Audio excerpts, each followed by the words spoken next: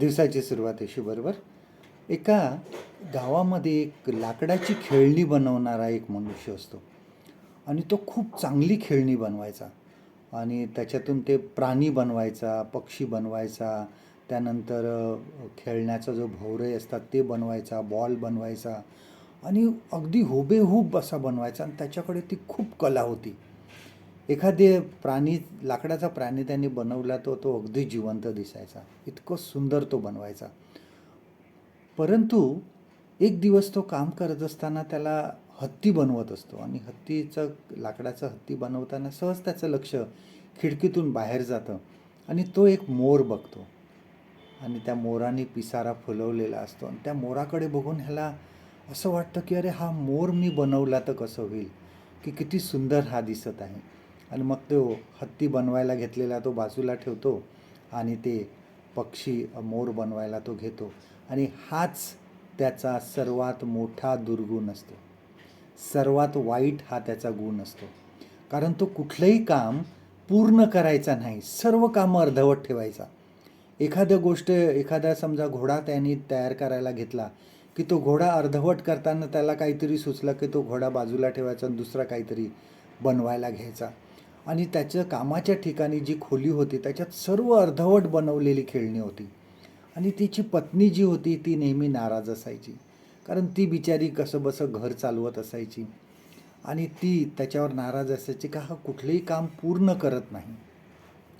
एक दिवस त्याच्या घरी एक श्रीमंत माणूस येतो आणि श्रीमंत माणूस त्याला सांगतो की त्याला 100 खेळणी हवी आहे.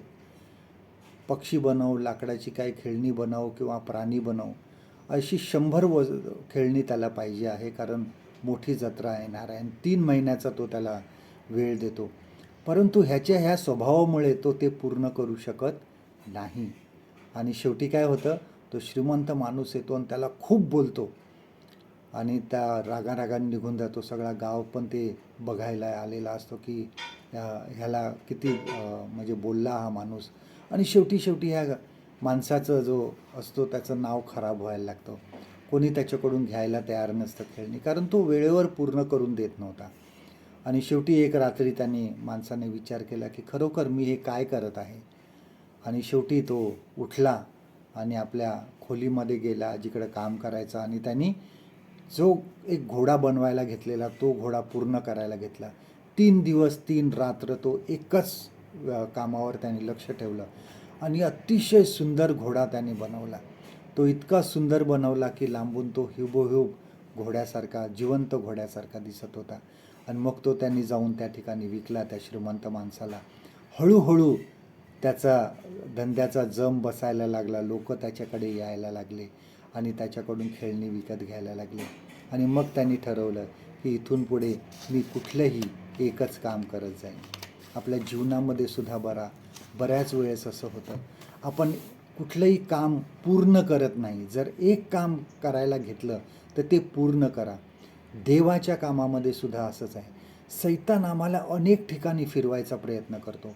कुठल्याही एक ठिकाणी आम्हाला कॉन्सन्ट्रेट करायला, लक्ष केंद्रित करायला तो देत नाही.